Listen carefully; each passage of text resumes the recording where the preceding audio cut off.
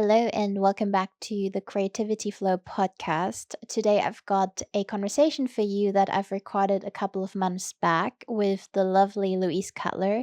She's one of my favorite yoga teachers of all times and the founder of the space in Paris and the retreat space in Normandy.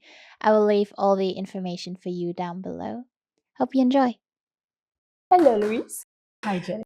Welcome to the podcast. Thank you very much for having me, or me having you in my house. Thank It's you. an immersion of everything. How are you feeling today? Good, a little tired, but Okay. yeah.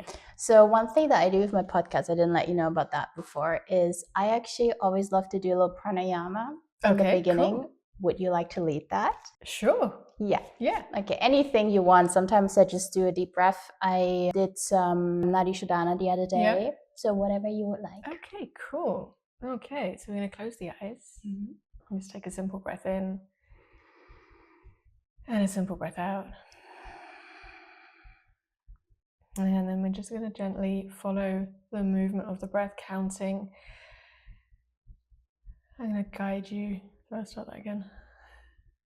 You're going to take a long inhale for the count of 4, 3, 2, 1, and pause at the top for 4, 3, 2, 1. Then exhale for the count of 4, 3, 2, 1, and pause. 4, 3, 2, 1. And one more time, breath in for 4, 3, 2, 1, and pause for 4, 3, 2, 1. Exhale, 4, 3, 2, 1, and pause. 4, 3, 2, 1. And then when you're ready, come back to your regular breath.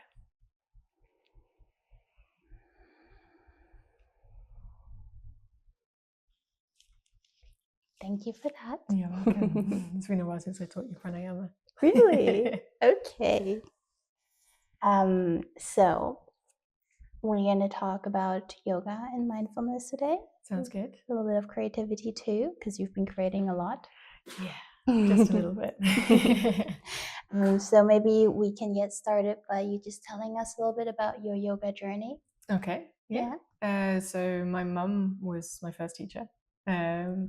Started doing yoga to get through exams when I was feeling a little bit stressed. Looking back now, I don't see why that was stressful at all, but it was when I was 16.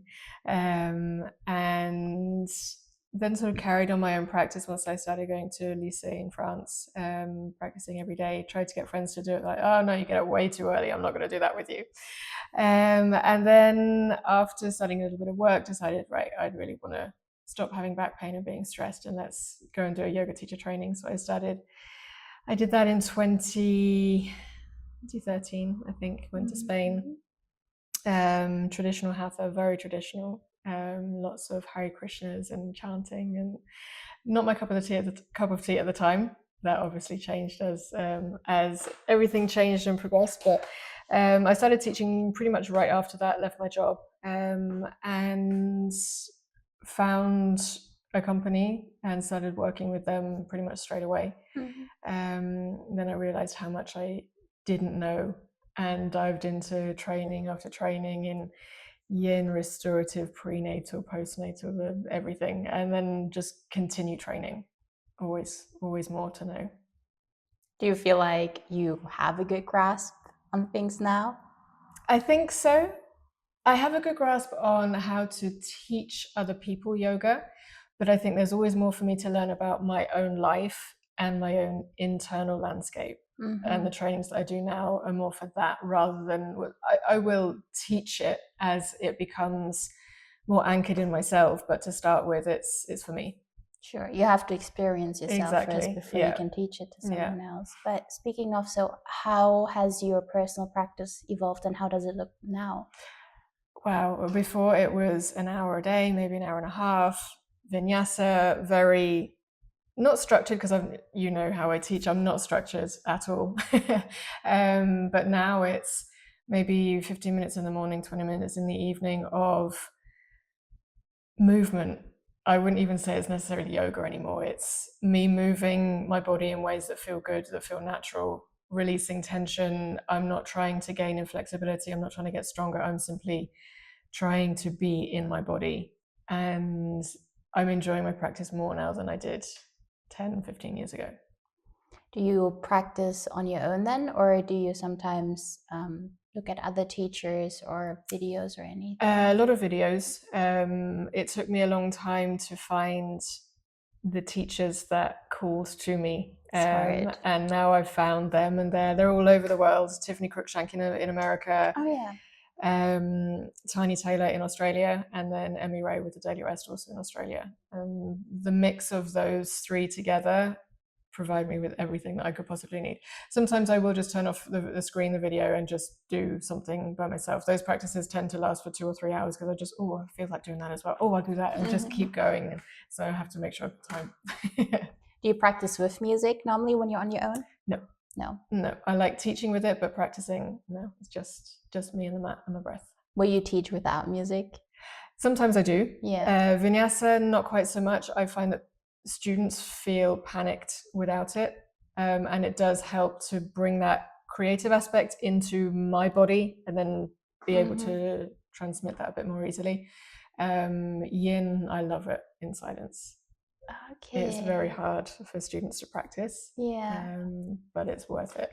Okay, that's very interesting. And when did you decide then that you definitely wanted to make yoga your thing and get into the business of it? I think so. When I left my job, it was, do I open a restaurant or do I become a yoga teacher? Ooh. I didn't have the money to do a restaurant, so I was like, okay, yoga it is. And after a couple of years teaching, I got asked if I wanted to start leading teacher trainings. First answer was no, never, no, not going to happen. And then I was like, okay, well, why am I afraid of this? Yeah. Then let's just test it and see. If it doesn't work, then I don't have to continue. Absolutely loved it. And then that sort of, I think that led into it becoming more of a business. I wasn't just teaching yoga. I was starting to build, I think, a business and a community around that. Trainings then continued to fill up, doing more and more different styles. And was fed up of trying to find spaces to rent in Paris, and decided to open my own studio with my partner, which we opened in late 2019. And it has become, it's always been a home for me, but I think it's become that for a lot of students as well. It's a safe space. It's called The Space. For people to go and practice, they don't need the right Lululemon pants. They don't need the perfect yoga mat or bottle or whatever it may be. People come as they are and practice with some incredible teachers who've become a family. Do you remember the first ever class you taught in that studio? I do. Yeah, what was it like? It was quiet and peaceful.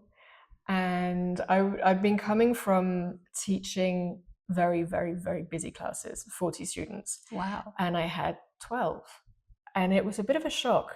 I was like, I'm not sure I like this. And then it took me a little bit of time to sort of get into that, the essence of the practice without 40 bodies, and find the sort of the simplicity in fewer students, and learn to love it. So yeah, I do remember that class. What is your sweet spot for a class size, you think? I think it depends on the size of the room. Yeah. If the room is full but not packed, yeah, and that's a good place. What is the biggest class you've taught? 67. Wow. That was outside in the summer. Right. I ran backwards and forwards so that everybody could hear me. It was such a big group. So you got a good workout in. I did. Yes, yeah. I did. Yeah, definitely. I'll definitely remember that one. Yeah. Would you do that now again, you think? Yeah, why not? Yeah, it's a different vibe. It's fun. And I think when there are so many people, everyone starts getting the vibe from each other and practicing as a group rather than it just being each person practicing on their own mat. And that was fun. It's true. You just mold together, essentially. Exactly. Everyone really moving with the same breath. Yeah, that's so nice. And how has your relationship to yoga changed since you've made that decision? Since opening the studio, lots of things have happened. I had a child, so practice went way down. I was teaching a lot when we first opened the studio. I was teaching 15, 16 classes a week, then gradually less and less. And then I got pregnant, teaching a lot less. My brain, complete mum brain, couldn't even remember 2 poses back to back. So that took my confidence took a bit of a knock at that point. And then I found it again, came back. And I think now the difficulty is probably finding time between running the business, 2 businesses, and having my practice, which is why it's now just short snippets here and there. It's not right, you have to do an hour's practice, because you don't. I get just enough out of, probably more out of, daily movement rather than looking for longer classes. Yeah, just little pockets here and Exactly. there. Yeah. And it's a lot easier that way to also just stay mindful. Yeah. I find, because otherwise, yes, you do your 1 hour in the morning and then you forget about it. Exactly. And yoga is really all about things that you do once you step off the mat. Yes. Much, even, if not more. And it's about setting that time aside, saying, right, okay, well, hey, I could probably just put the accounting aside for half an hour and do some practice because I feel I need it, rather than, oh, well, I've already done it, move on to something else. It's always it's a little gift that's there, that if I stop, it's there for me, and it encourages me to stop. Yeah. Is there any movement pattern or poses you feel very drawn to right now? At the moment, I'm working with a lot of internal hip rotation. Okay. It's something that I didn't really get for a long time. And then the more I practice it, funnily enough, the more external rotation I'm finding. So it's through essentially just finding more room in the pelvis. And once the pelvis is good, everything else flows. Yeah. I find. Yeah, it's the foundation. Yeah, exactly. Yeah. That's so nice. And then with your 2 businesses, what did you find the most challenging? The most challenging is probably finding the time, or making the time. Because I can fill as much time as you give me, and it's about not doing that, making sure I've got time to go outside, to play with the dog and my kid, and get that practice in. I think over the past 6 months or so, I've managed to find a bit more of balance. I've taken all the apps off my phone. It's when I'm at work on a computer. The phone is for phoning people, and that's given me a lot of extra space and time as well. That's amazing. What about the business side? What do you think was the most challenging in that regard? The business side, what was the most challenging? Starting, just jumping in and saying, right, we're going to do this, because the time is never right. You're never going to have the exact right amount of money that you need, or know that that is going to happen, and each step is going to follow logically, like you've got it written out in your plan. It doesn't go like that. So just diving in and saying, right, well, we'll see what happens, and then learn as we go. What was the moment when you felt like, oh wow, we're actually really doing this? It was the moment we signed for the studio. Yeah. Because we'd said, yeah, we're going to go with this. Visited lots of different places. We had the money in the account. We were ready to go. The moment we signed and left, I said to my partner, oh my God, we're doing this. Oh, and my heart started beating. I felt a little bit sick. I was like, oh, am I sure? Do I want to? We've done it now. He said, it's too late. Okay, right, let's go. Yeah, I'll always remember that. That is so scary, but at the same time, I think it's one of those, you're so scared where it's the right thing to do. Yeah. It's not this anxiety panic of, oh no, this was the wrong thing. No, not at all. It's just the unknown. Yes. Yeah, it's the, oh, I might fail. And I think that's scary for a lot of us. Yeah, absolutely. What was the most surprising on that whole journey? Most surprising, I think finding, being able to make the studio into what we wanted. We had this clear image in our mind. We had the feeling we wanted to have when we walked into the space, and the community that we dreamt of being able to create. But I didn't know whether it was possible in Paris to create that kind of community, and it was, through the teachers that we work with, and it just became this family that grew really organically. And I think that was probably the most surprising. I thought I'd have to work more at it rather than actually just taking a step back and saying, okay, let this become what it is meant to be and what it has to be for the people who need it.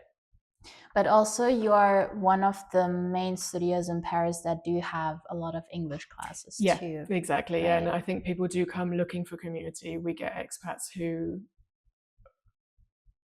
maybe don't have that connection sort of with friends and family around where they live in Paris, and so they can come and get that in the studio.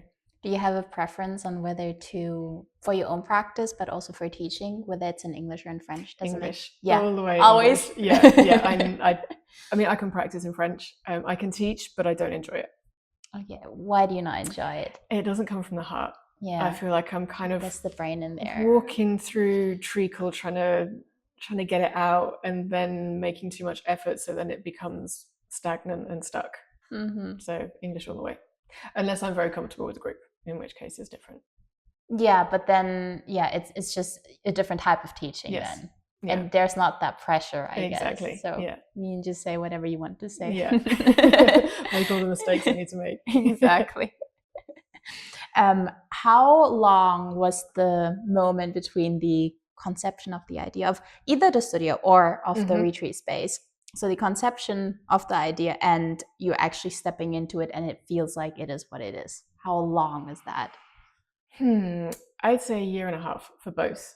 Okay. It was a year from, right, we're going to open a yoga studio, to opening it, and then 6 months for it to settle. And then here in Normandy, it was a year. We decided to move, and we moved pretty much almost the day a year later. And then renovations and making the space feel how we wanted to feel it, and putting our energy into it. It takes some time for it to, absorb, for us to absorb each other. And yeah, I'd say about 18 months for both. How long did it take you to design those spaces? Are you someone who's a big Pinterest person and you have? No, not at all. I have it's all in here. Okay. Wow. For the studio, it was actually a friend of mine who came up with the name because I couldn't find the name. And from that, the wonderful Romain, who works at the studio, helped with logo and design and found the color that we wanted to go with. And then it was pretty simple. We knew we didn't want decoration. We knew we didn't want it to be big on religion or too heavy on the sort of yogic atmosphere. We wanted it to be a clean slate where everybody comes in and fills it with their energy. And then here, I knew I wanted what I wanted here. I read a book about how to bring nature inside. And from there, that was what I wanted to do with the colors, the tones, the textures. So I knew from even before we found the house that was where we're going.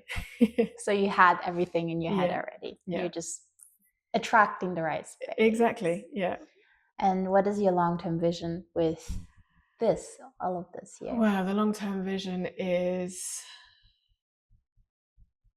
I don't even know, for it to continue growing in the way that it's meant to. I think I'd like here in Normandy to kick off with more, it being a space where I can host rather than necessarily doing everything. And host people who come for their yoga or their meditation or whatever it may be, and provide amazing food for them, but still have space and time for us to be a family and to enjoy living in Normandy despite the rain. You're from the UK though, so you're kind of used to it. Yeah, a little bit. Just part of it. Plus, the rain actually gets you to be more creative. Did you know that? I read that in a book that cities like London, for instance, there will be more creatives because if it's nice and sunny, you just want to be outside all the time. But when it's rainy, you tend to stay inside, and then you tend to maybe get bored or have some ideas, and it is more quiet. So there's something about the negative ions as well with the rain tapping onto the floor or the ground. It releases negative ions, which are very good for human health. See, we love the rain. We do. We love it. That's why everyone should come here, because it rains. Keep coming. I can guarantee rain 70% of the year. Perfect. What are the other selling points of this? The other selling points, it's green because of all the rain. Mhm. The food comes from the garden, often with mud still on the roots, and just the space to be. I think we have designed as a family the space that we wanted to live in, and hopefully that attracts people who look for the same thing. Yeah. So how many people can you host in this? We can host, with a teacher, we can host 10 students, which is perfect. I wouldn't want more, it would be too much. And then we've got the yoga barn almost ready for everyone to be able to spread out a little bit more. Nice. And then what other works do you have around here? Oh, or lots, plans? Yeah. lots. It's always going up there. I'd like to have a space for a sauna, plunge pool, that kind of vibe. In the yoga barn at the top, we're going to have a healing pod, a darkness retreat space, and a massage room as well. So we've got a lot of plans. Now it's just about letting them come naturally rather than forcing them to happen, and taking a little bit of rest here and there. Yeah. Do you have a bit of a timeline in your head? Like, how much of that do you think you're going to have done by the end of this year, for instance? The barn will be done by the end of the year, I think. The yoga section on the ground floor will be done by April, and then my dad, who's doing a lot of the renovations, the healing pod and the darkness retreat space are his babies, so he'll be doing that. That's so nice. Yeah. The sauna and everything, that will probably be the following year. Mm-hmm. That is so nice. There are a couple of things that I wanted to ask your opinion on, kind of in terms of, is it overrated or underrated? Okay. I'm just going to say the thing and then you can comment. If there's more you would like to add, you're welcome to. Otherwise, we'll just keep it as it is. Okay. The first one will be meditation apps. They're not under or over, they're right where they need to be. Appropriately rated. Okay. Yeah. Okay. Do you have any favorite ones? I use Insight Timer, but I only use the gong. Yeah, same. Do you do any guided meditations at all? Not really. No, I did for a while, but no, I'm not in the right space at the moment. Yeah, that's fair. Yoga props. Oh yes, they're so underrated. Right? Yes. Use more props. Use them. Do you have a favorite prop? Bolster. Yeah, the bolster. I mean, you're not going to use it in a vinyasa class quite so much, but in everything else, it's like a friend that's there to make your practice a little bit more. Do you prefer the heavier ones with the beat? Okay. Yeah. Because the other ones, they just fly off. Somehow, they do, right? Yeah, and they don't provide that weight, because I like them to rest on, but also to put on me to provide a little bit more weight. Yeah. Hands-on adjustments. This is going to be really unpopular, but I think they're overrated. I've done a couple of trainings in trauma awareness in yoga, and I think that we can get a lot out of adjustments, but I think that we don't need to do them, that we can get a lot out of our own practice if it's just us doing it, not being told what to do, how to do it, how far somebody else thinks we should go. And I think a lot of them are done badly as well. Because a lot of that really is more about aesthetics, right? Yeah, exactly. And we don't really go into the body, and as practitioners don't feel our body when someone else just puts us into something. Online yoga trainings.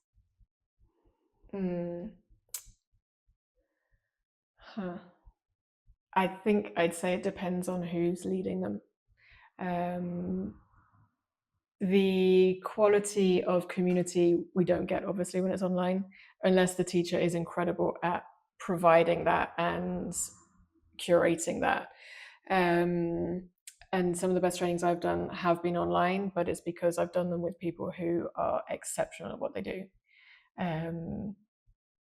So find the right one, and they are a real tool. What are your thoughts on yoga certifications? Yoga certifications. I'll keep it short. I don't think we need them. I think at the end of a training, we need to be able to prove that we are able to teach with quality and authenticity, and that we know a little bit of anatomy, and that we know the basics of yoga and the philosophy behind it. But there is no governing body who can decide what makes a good teacher. And I've known teachers who have been incredible, but they do not have any certification anywhere. They were a student and learned to teach through their love of the practice. So I don't think it's not necessary. Mm-hmm. And then one last one, puppy yoga. Puppy yoga. I have a puppy. Oh. And I tried once a downward facing dog, and she jumped on my head and ate my hair, and I couldn't get up. I was stuck. So I think it's a little bit overrated. So you're not going to offer any puppy yoga? I'm not, no. Maybe with little ones, okay, but with a big Labrador, no. I mean, it's cute, but they don't stay still long enough. I think it's just a shame because I like both separately. Exactly. But putting them together, it makes it a little stressful. Not to think about all the props or mats that have maybe been ever chewed on you. Yeah, maybe weed on as well. Yeah. And then getting to the last questions, what is one thing you would love more people to know about yoga? That it is meant to be an internal practice and not something that somebody else tells us what to do, when to do, and how to do it, and more importantly, what we should feel. That's a really good one. Is there any last things you would like to share? Keep practicing and take the moments. Don't go for something big. Make it small and little pockets manageable, and you get more out of it. And then how can people find you and support what you do? You can find us on our website, thespaceparis.com, or theretreatspacefrance.com. I'll put everything in the show notes. Thank you. I'm not really on Instagram. It's there, but it's not my passion, so I'm not on there very much. So the websites are the best place. All right. Well, thank you so much for your time and your insights. Thank you.